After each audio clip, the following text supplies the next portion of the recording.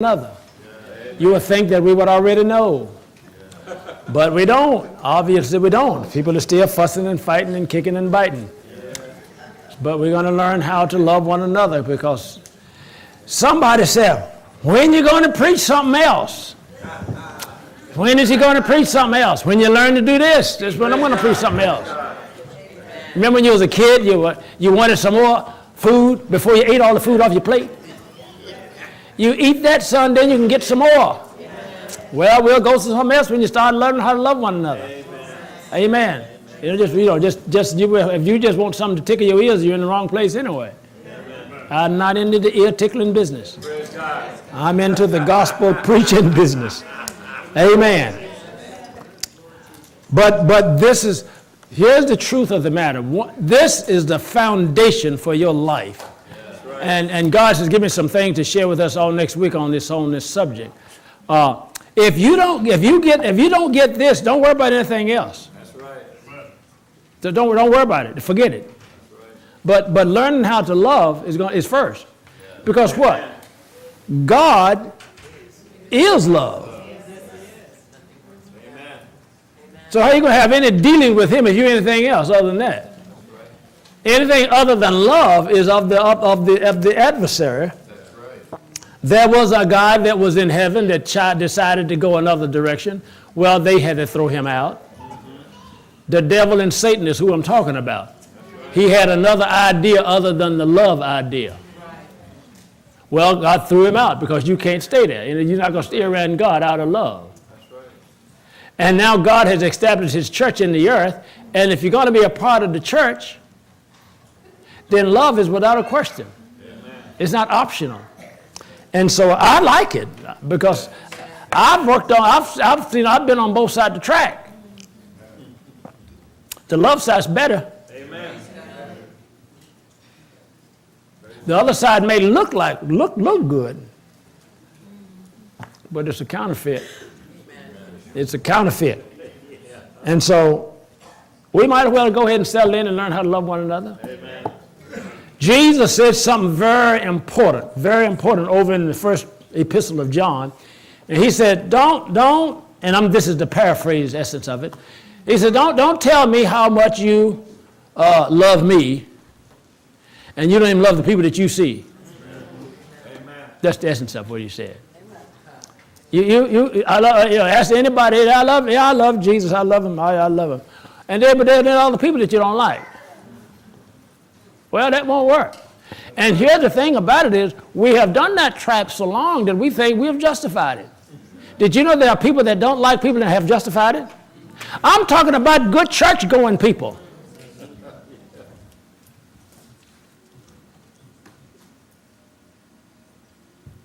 They just write them off. Have no intention of ever loving them. But if you're going to see Jesus face to face, you're going to have to change it. Because the day is coming when every one of us will stand before the judgment seat of Christ. And guess what? Nobody don't know when His date is either. Somebody said, well, I got plenty of time. You know, I've seen long graves and I've seen short graves. So you don't know. Well, let's just go get this thing right to start with. What do you say? Let's just get it right to begin with. Because I tell you what, life is really not going to start for you until you fall in love. You know, anything other than love is just an existence. Anything other than love is simply just an existence.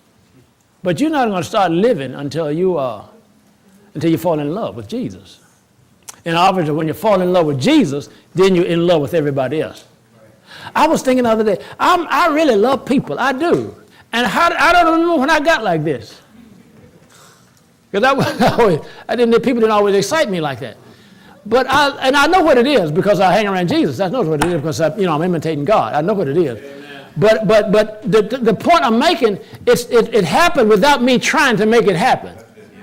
I enjoy people. Amen. I really do. I enjoy people. I really do. And I'm not just saying, I do. I like to be out with people, and I like to, I just like people. Amen. I really do. You know, just to smile at someone and to speak to them and to say something nice to them, to hold a door for them, to do anything for them. Yeah, I like that. I enjoy that, and I know what it is. It's God inside of me. That's the way God loves people. What did that say? God is what? Love. And we are to do what? Imitate. Well, if you're going to imitate him, then you're going to be just like him. Amen. Just start doing it. You won't know when it happened.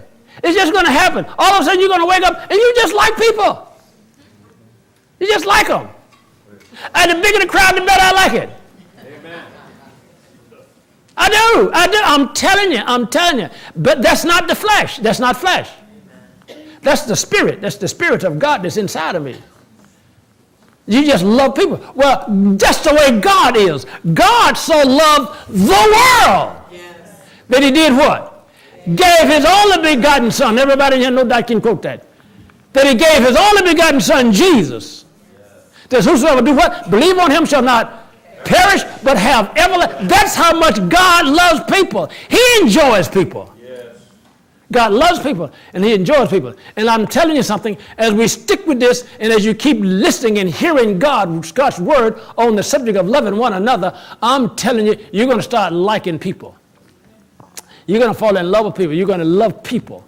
People, wow. That's the only thing that's keeping Jesus away. As soon as we fall in love with everybody, then Jesus can come and take us out of all of this mess. You don't have to get no more hair done. You don't have to get you don't have to get your nails done no more. You don't have to get none of that. You don't have to get them to go to work. Not to wash no dishes. Mop no floors. None of that. You'll be out of it. You're just living like princes and princesses. Good God Almighty. Amen. When can I have that? As soon as you fall in love. Amen. Now, here's what's good about that. You don't have to wait for somebody else to love. That's right. See, here's what I have found out. I found out that as I choose the love commandment, then I start reaping the benefits of the love commandment. I don't have to wait for you to love me for me to love you. Amen. And when I choose to love you, I start reaping the benefits of walking in love. Yes. I don't have to wait for somebody else. See, that's what have messed us up. We thought because someone didn't like us, we justified it and figured we didn't have to like them. No, other people are not your responsibility. Other people are not your responsibility. Amen. That's right. You are your responsibility. That's right. See, my wife is not my responsibility. I'm not responsible for my wife loving for people. I'm responsible for me loving people and loving her. Watch this. This is going to make it a little tighter. I'm not even responsible for my wife loving me. Now, I know this is going to make a lot of you jump. Yeah, but this is the truth. My wife's love for me is none of my business. Amen. Just sit right there. Don't jump. Don't leave. What my business is my love for her. Amen. I'm responsible to love her.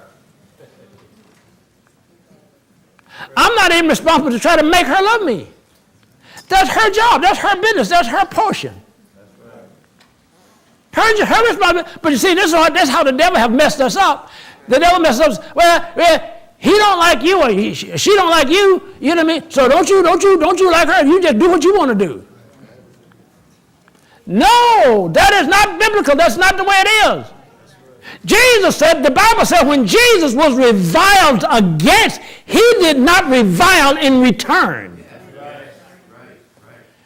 And it doesn't specify who necessarily it was. It doesn't matter who reviles against me. The Bible didn't say, well, if anybody reviles against you, except your wife, you can revile back. No. There's no condition with that. When I'm reviled against, I do not revile in return, including wife. Yeah, but she did. Look at what she did to you. Well, that's her business. Now, I know this is tired. You probably haven't heard preaching like this, but you're hearing. That's why we're going to hear it and grow. Amen. That's what have you in that stump hole. That's why you haven't grown no more than you have. Because your love that you've been talking about is a conditional thing. This love up here, there's no conditions with this. God's love is unconditional. And let me give you something else while I'm at it. The flesh, you can't do this in the flesh. And that's another area where we've been missing in that. We've tried to do this in the flesh. Flesh can't do it. The flesh knows nothing about walking in love. The flesh is very selfish. You hit the flesh is going to give you some of this. But the spirit is a different thing. See, you're a spirit being. You've been born again. You're a spirit being. And you're being led by the spirit. Your spirit man is in the front leading and making the decision, not your flesh. Amen. See? Now, we're going to talk about the consequences of not receiving the love commandment. I'm going to move forward into the consequences of the violation of the love commandment. The consequences of the violation. There are consequences that are working and that are destroying men because they are in violation of the love commandment and they are suffering havoc, reaping havoc, and they don't know it. God wants you to know why you are dealing with all of the mess you're dealing with. It's because you have not embraced the love commandment and walked it out. All right, let's get with it. For James chapter 3. James chapter 3, verse 16. We're reading this in the King James. James chapter 3, verse 16, the King James Version, and it reads like this. For where envy and strife is, there is what? And what? For where envy and strife is, there is confusion and every evil work. Obviously, where there's envy and strife, there's not love. God is not walking in strife and God's not walking in envy. God is love. So where envy and strife is, there is no God there. That's why it's confusion, and there's nothing confusing about God, and there's no evil work in him. Amen. But where envy and strife is, the Bible says there is what? Confusion and every evil work. Now, if you allow envy and strife in your life, you are opening the door to confusion and every evil work. People, these are activities that go on in the spirit arena. Confusion is a spirit. Strife is a spirit. These are spirits. These are demonic. These are damnable. These are devilish spirits. And we allow them to work and not realize what they are. When I allow myself to be involved in anything that's envious or strifeful, striving, anything that's less than one, we talked about that. Anything that's less than one. Because God is what? Hear you, O Israel. The Lord your God is how many? One. Praise God.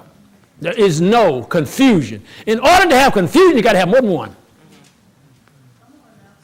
In order to have confusion, you've got to have more than one. For this cause shall a man leave his father and his mother, be joined to his wife, and the two shall become. So where does the confusion come from in the house?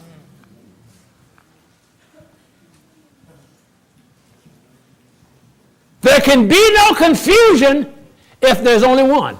Amen. There can only be confusion if it's more than one. There can be no strife if there's one. That's right. How can one strive? It takes two. Somebody said it takes two to tangle. It does. It takes two to fight. It takes two to strive. It takes two to strive. It takes two. So The minute that I'm fighting in my house, I am in violation of the love commandment. Because God says the two shall become one. And I've separated myself from her and start fighting with her. Crazy thing. And don't realize it. And we call it normal. I call it devilish. That's exactly what it is. It's not normal. I've heard people say stupid things like, oh, don't tell me you don't argue with your. I said, no, I don't. Praise God. Oh, you lying. Everybody arguing. See how the devil messed him up? See how the devil messed up over mine like that? See the devil messed him up? And call it normal.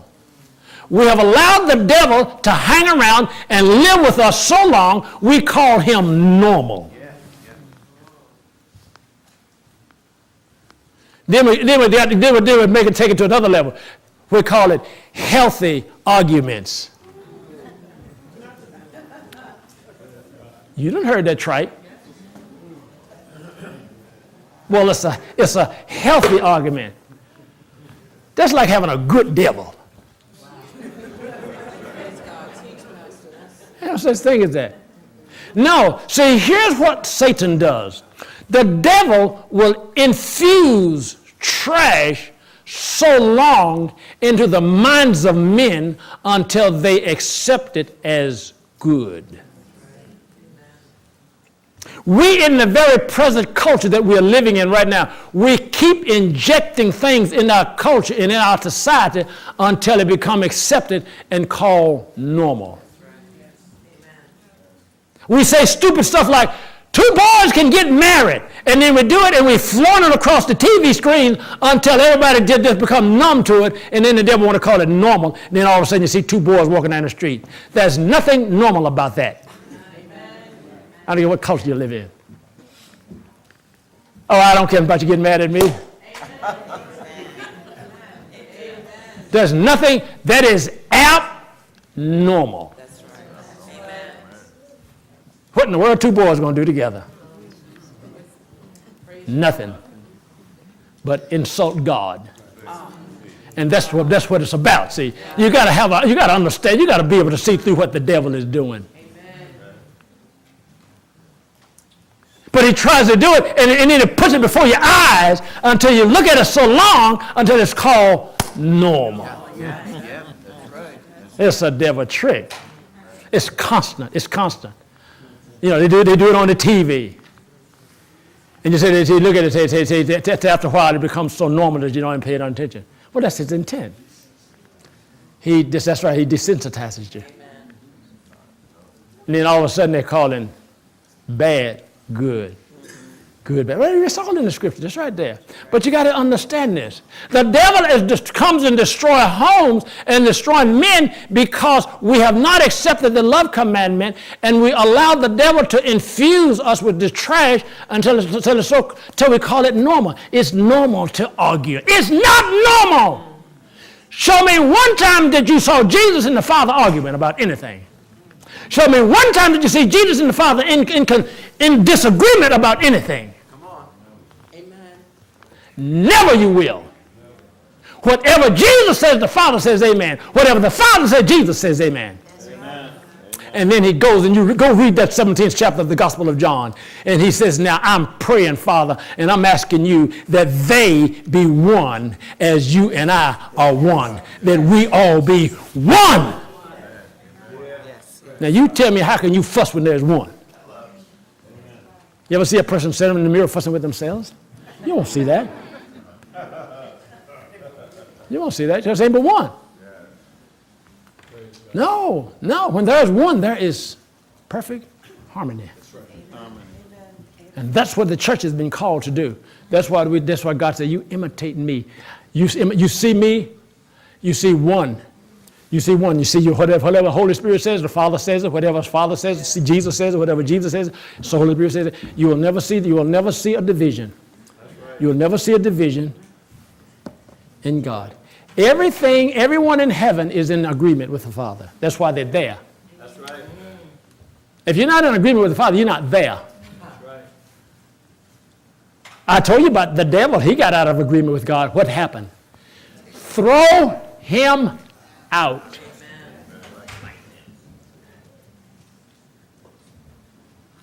And so how in the world do you think you're going to go to live with Jesus forever in disagreement with anything that he says or does? That's right. Amen.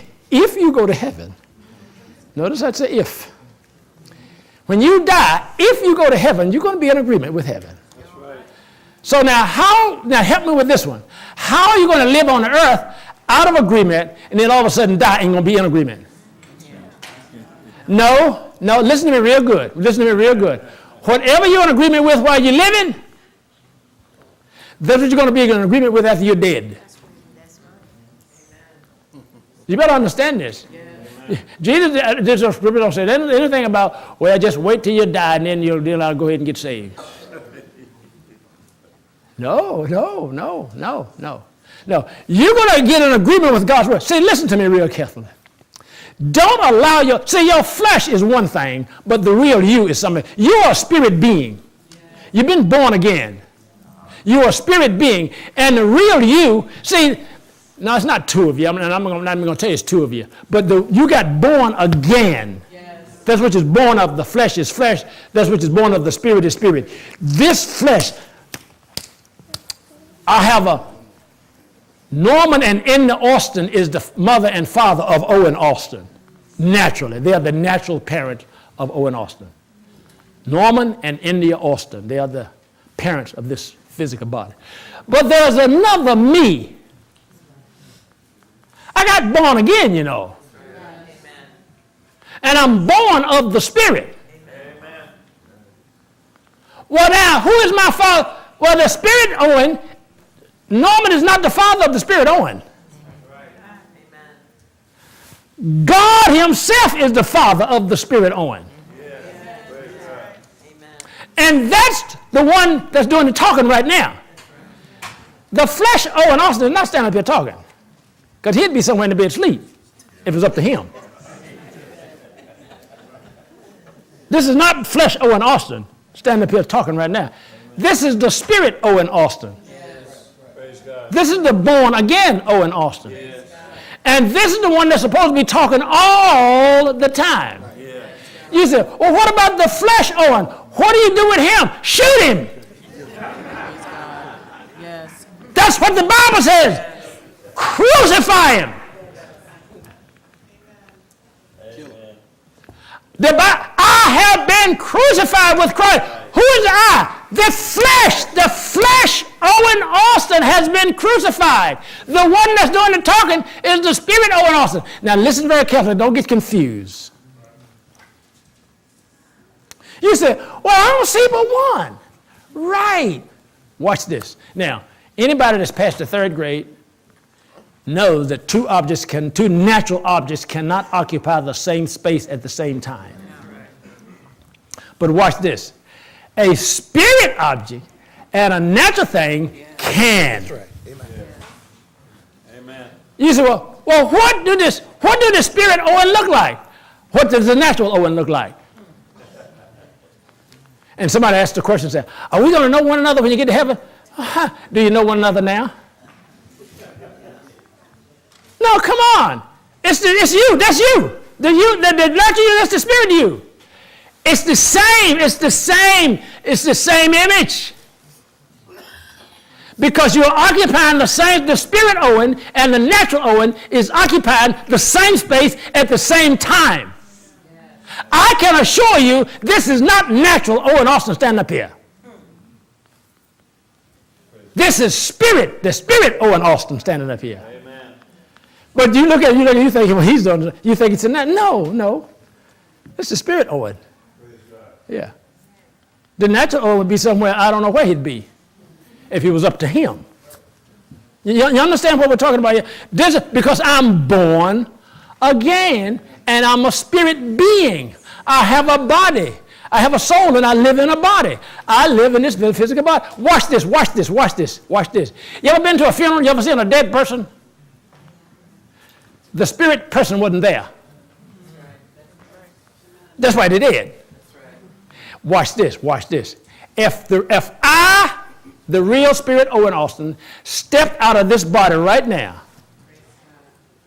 he'd crumble and fall. You can kick him, bite him, do anything you want. He wouldn't move. Well, he's dead. The body without the Spirit is what? Dead. You read it. The body without the Spirit to the body is dead. Amen. And so the Spirit man is the one that's in charge. That's the one that's supposed to be in charge. Now, where people get in trouble is when they don't feed the Spirit man, and then the natural man resurrect and rise up and do the talking. And do the decision making. And talking trash. And being lazy. And won't go to church. And won't read the Bible. And won't pray. And won't do nothing to help the spiritual. That's the natural person. Yes. The natural one is in charge. And they're mad, they'll fight you too. They'll cuss. And they're certainly not going to love everybody. They'll like you for as long as you like them. Yes, sir. That's good. But when you revile against them, you're going to get some reviling back. I can assure you of that. Well, the natural person is in charge. The spirit man, you wouldn't feed him. You wouldn't give him no words. He never read the Bible. You never read the Bible to him. You wouldn't feed him. What does God tell a newborn babe to do? Desire the sincere milk of the word. Why? That you may grow thereby. Yes. Turn over to 1 Peter chapter 2, verse 2. 1 Peter chapter 2, verse 2. 1 Peter chapter 2, verse 2. 1 Peter chapter 2, verse 2. What did that say? As newborn babe. What's a newborn babe? It's the newborn babe that just got born again. He just heard about the good news of Jesus Christ, believed Jesus Christ, and got born again. As newborn babes, there's a responsibility to do what? Desire the what? Of the what? The Word. Why? To grow. The spirit person eats the Word of God. The natural person eats McDonald's hamburgers. I don't recommend them, but they eat them. But the spirit guy don't eat hamburgers. The spirit Owen do not eat hamburgers. The spirit Owen don't even eat salad. Praise God. The spirit Owen eats the Word. That's why I attended this. That's why. See, I told you next week when you fast your TV, get out your Word. Amen. Feed your spirit man. Because watch this. As long as the natural man is stronger than the spirit man, the natural man is going to be in charge. And you can be doing stupid stuff. You're not going to like people. You're going to like people that you like to like. And those that you like, you're not going to love them. Because the natural man can't love nobody. He's mean. He's just like his old daddy, the devil. See? But you desire the sensitive milk of the Word for the purpose of growing. When a natural baby is born, what do? You feed him that little stuff they give him until he grows up. You give him milk, stuff like that. And then he grows up and the food gets a little heavier. Praise God. But what about the guy on the inside when you got born again? When you invite people to come to Jesus and they come to Jesus, well, you give them the Word. You give them the Word. You minister the Word of God. You minister the love of God to them. You tell them about Jesus so they can hear what God is saying and grow. If they were, now see, nobody's going to do any kind of growing unless they do the eating. Even in the natural. If you take a baby and the baby get born again, baby get born the first time, and you don't feed him, what's he going to do? He's probably going to die. You don't feed him. Or you half feed him, he's going to be all scrawny. Well, what do you think is going to happen with a Christian when you receive Jesus Christ and don't feed on the Word of God and don't go to church and don't do what you're supposed to do? You're going to be scrawny. And the devil will just beat you up and kick you around and might kill you too. See? If I don't feed and grow and learn how to walk in love, I'm going to suffer the consequences because I'm going to be operating in natural principles trying to receive spiritual results, and it's not going to happen. And that's what's happening a lot within the church right now. There are people that do not understand these principles. You're operating in natural principles, and you're not growing, and you're not developing, and you wonder why. And then you get discouraged and say, well, that stuff just don't work. There's nothing that works better than the Word of God and faith. Amen. The Word of God and faith is the best working thing on this planet and will never, never fail. But if you don't know, if you all twisted up there and crawl and have not been attending to the Word of God and don't understand it, it's not going to work for you. You listen to the world, striving and fighting and thinking that's normal. The devil will always destroy you. Where there's envy and strife, there is confusion and every evil work. That's what God said. Listen, where there's envy and strife, where there is envy and strife, for where envy and strife is, there is confusion and every evil work. Now, here's how this works. You say, well, how did it? Here's what happened. The minute you leave love and get over into the envy and strife and fighting, bickering, what you do, you open doors for devils. Listen to me real carefully, people. Demons are all around you. They're all out here in the air. Demon spirits are in the air. They are all destructive spirits. Demon spirits come from the devil. He is called the thief. John chapter 10, verse 10. John chapter 10, verse 10. The Gospel of John chapter 10, verse 10. The thief, that's the devil. You see that? The thief does not come except to do what? Steal. Kill and to destroy. To steal, to kill, and to destroy. Everything about the devil is destructive. That's right. What we have done, what the devil has done, the devil has been destructive in the lives of people so long, he tells people, you can't do anything about it, that's life. God drive down the highway and drive into a tree or something and break his brains half out, well, that's life.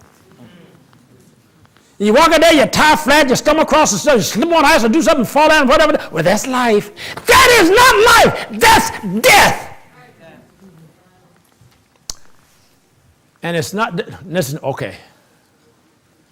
See, I'm going to break this. You got to hear it sometime if you're going to grow. There's no such thing as accidents. I know I got your attention now. We've been told that so long that we believe there is no such thing as accidents. Everything that happens is intentional by some entity. It may not be intentional by you, but it's intended by somebody or something or some entity. Watch this. Nothing can happen without an intent of some sort from somewhere. Nothing will happen. Nothing can ever happen if there's no intent or from some direction. Good, bad, or indifferent. Nothing. Everything that happens starts from a spirit. Everything. You would not be in this room if there was no such thing as the Spirit of Christ working in you. And I'd be even sitting here. What we call accidents, they are not accidents. They are intentional phenomena from the dark side. The thief does what? Come to do what? Steal, kill, destroy. You walk across the door and hit your foot against the table. Is that something to help me? It's something to destroy me. Where did it come from? That's where it come from right there. Now, hear me good. Learn something here. You say, well, how can that be? Well, number one, demons can't do nothing to you unless they have had some kind of permission or some sort. They can't do anything except they have some kind of permission. Okay, watch this. I come home. My supper ain't ready. Where's my supper? Envy and strife is kicking up. What happened when envy and strife? Confusion and every evil work. Those demons are sitting waiting. The minute I go into a confusion, the minute I get over into the striving world, it releases them because they're cuffed. Their cuffs has come off. The handcuffs come off of them. I just turn them loose with my mouth. And then I guess after I done yelled at her for not having my dinner ready, and I go upstairs, and then I'm coming back downstairs and stumble on something and fall down the stairs, break a leg. You say, "Oh, Pastor had an accident." No, he didn't. He didn't have no accident. Them devils that he turned loose, threw the leg out there and threw a block under me, and I fell down, and I ended up, and the devil said, "Oh, that was just an accident." No, it wasn't. And you call it an accident, and then tomorrow you come home fussing at your wife again, cutting up and carrying on. Go to work, fussing and cussing and carrying on. And every time you start fussing and cussing and get out of love, you turn the devil loose. Now, they build a foul on you. They don't necessarily go after you for whom you say something. They got a foul on you. They got a foul. And you've been fussing, somebody that's just yakking all the time. They got a nice foul on you. And they can just, now let me show you. And what they do, they get a foul on you, and they go after you at will, whenever they want to. Wow. All right, let me. 2 Timothy chapter 2, verse 26.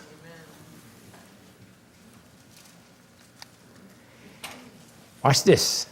And that they may recover themselves out of the snare of the devil, who are taken captive by him at his will. The devil will take you captive and get you caught. We have gone so far as to call some people, we say, "Oh, so-and-so is accident prone."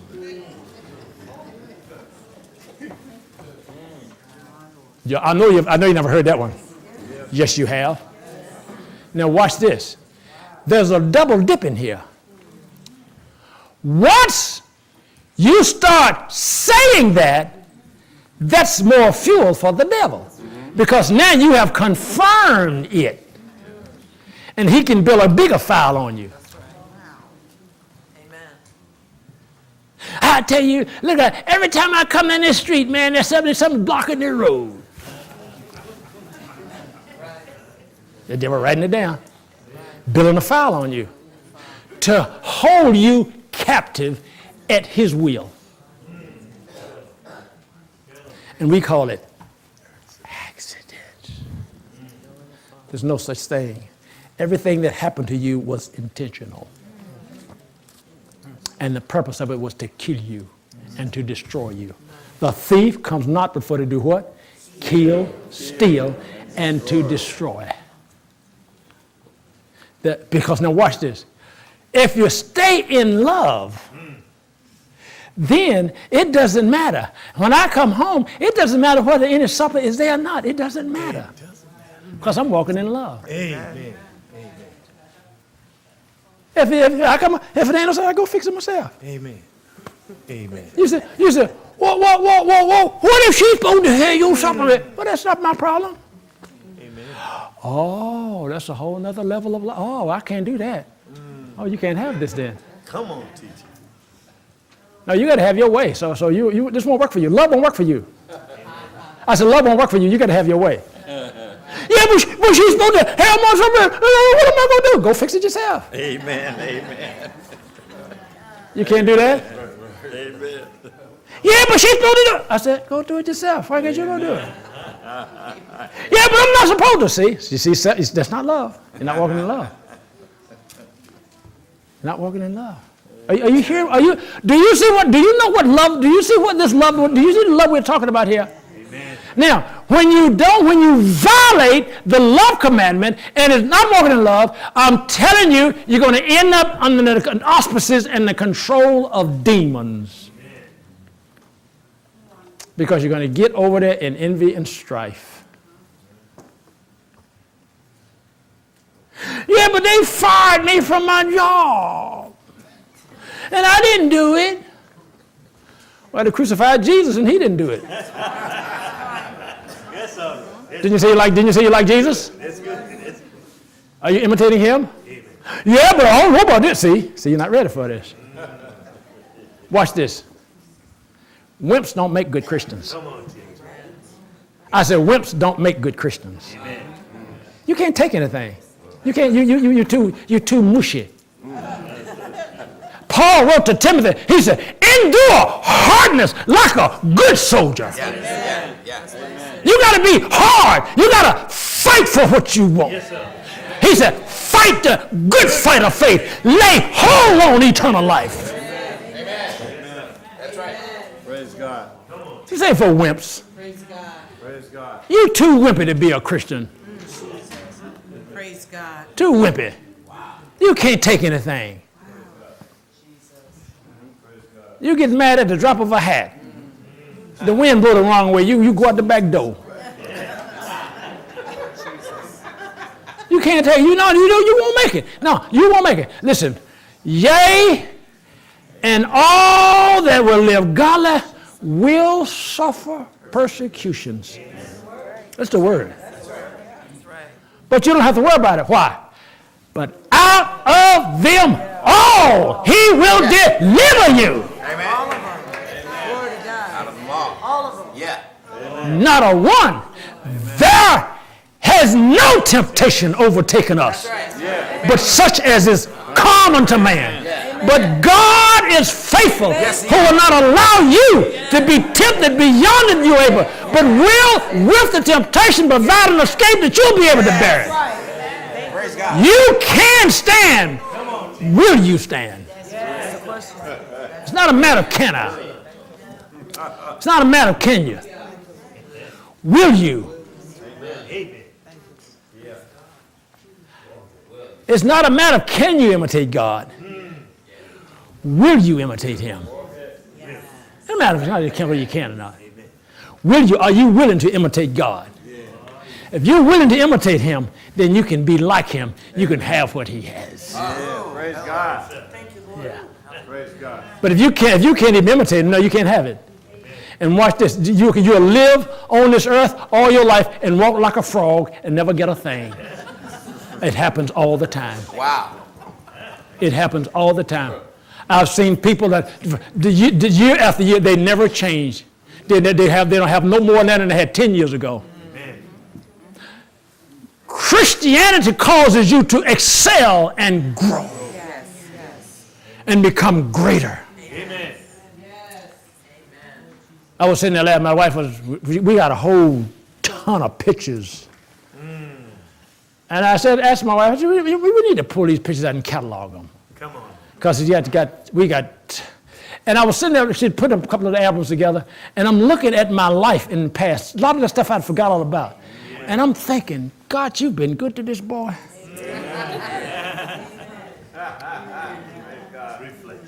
Wow. I mean, I'm seeing things, I'm like, who is that guy? That's you? That's me? Yeah. That's what we were doing. Wow, God, I'm telling you, it's amazing. I done forgot about all that goodness. Yeah. Wow. The blessings of God. And what's so wonderful about that, and right now, I'm living better now than I ever lived. Wow. Praise God. I'm living better right now. I'm 72 years old. I'm living a better life right now than I have ever lived.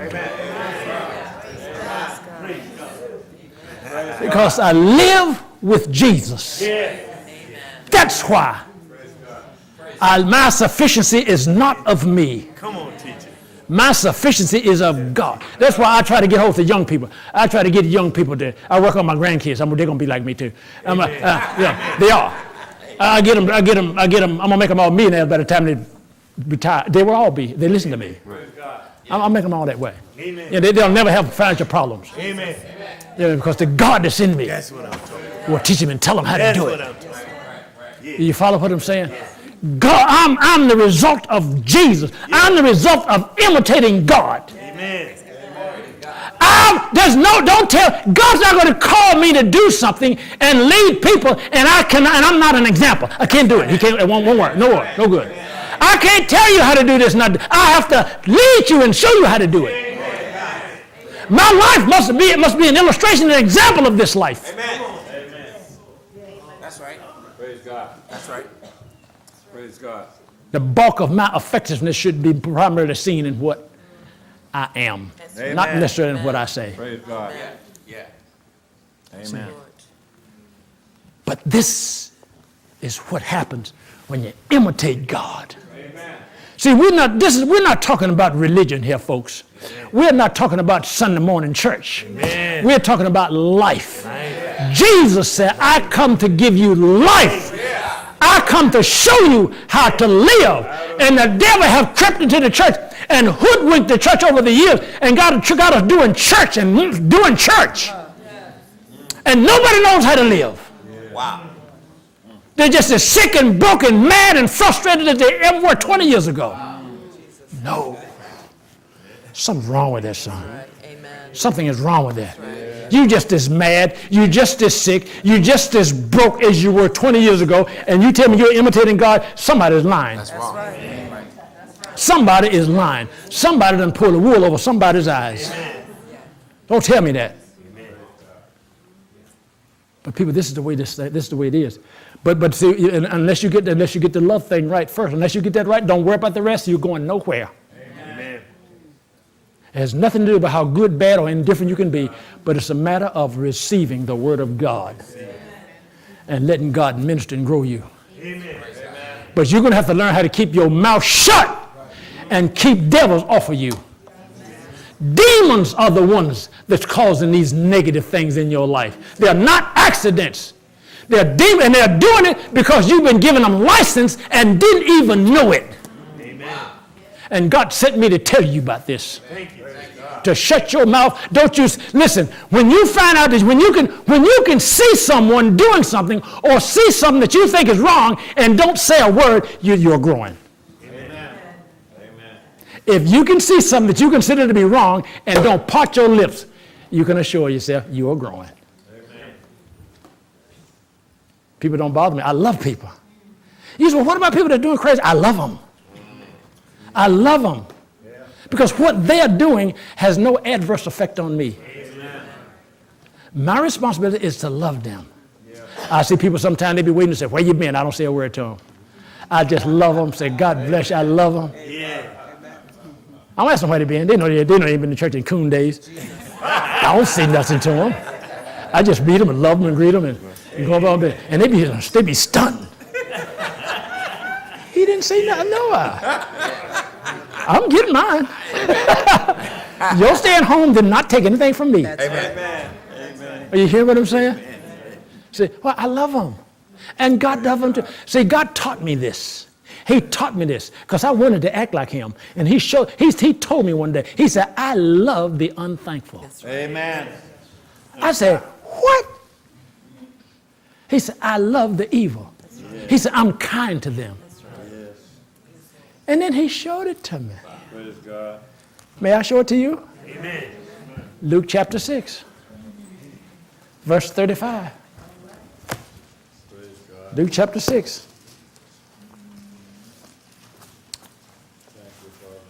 Oh, yeah.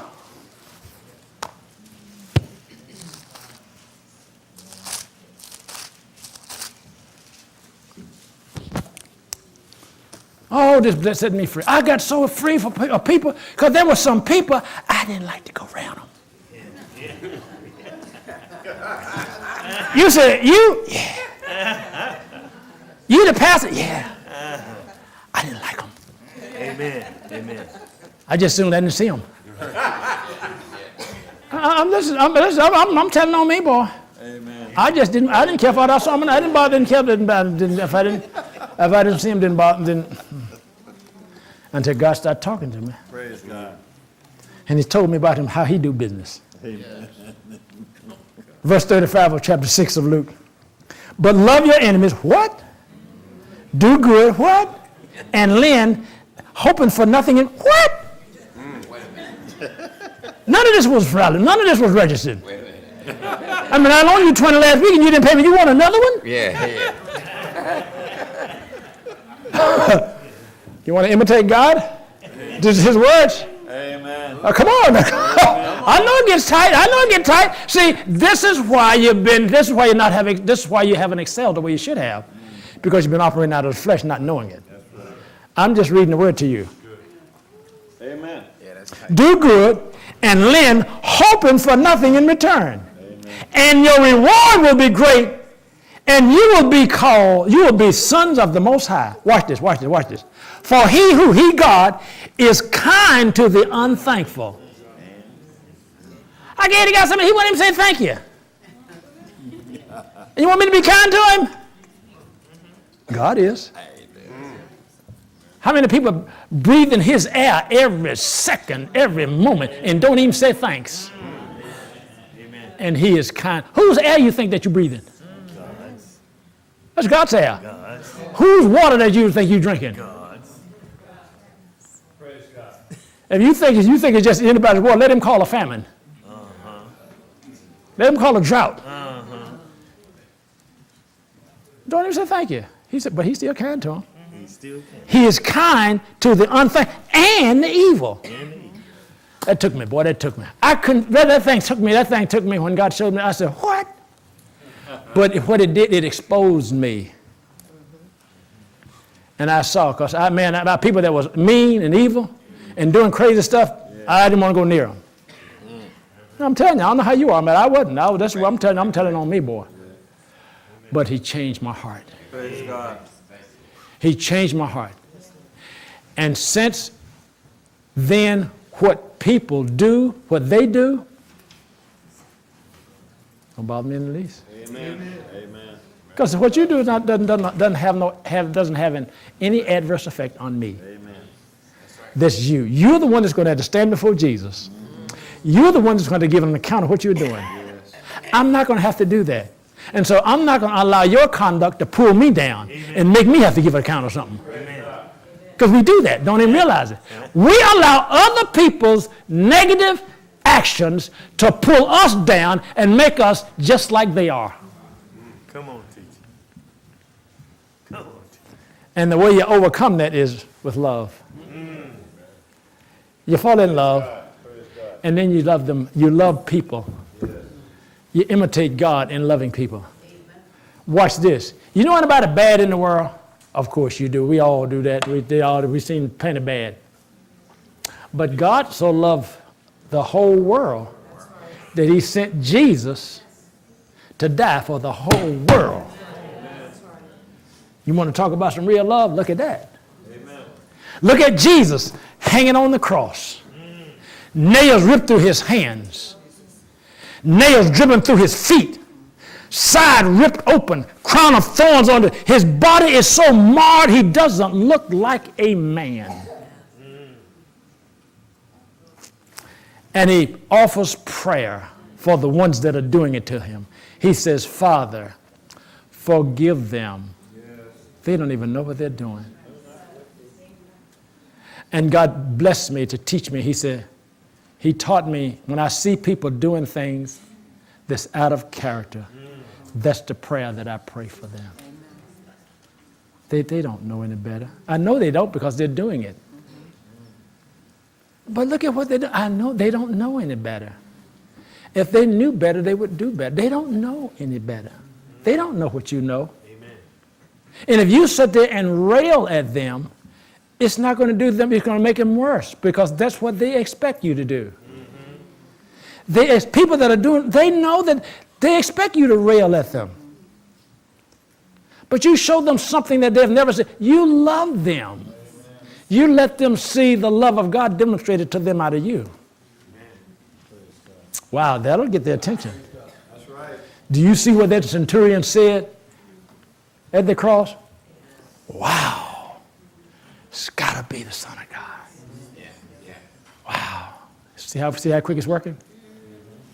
How can someone like that be hanging up there like that and then pray for the ones that's doing it? Praying for me. I'm in the army. This got to be the Son of God. What do you think they're going to say about you when they are mistreating you and they know it? And yet you love them and respect them with utmost respect.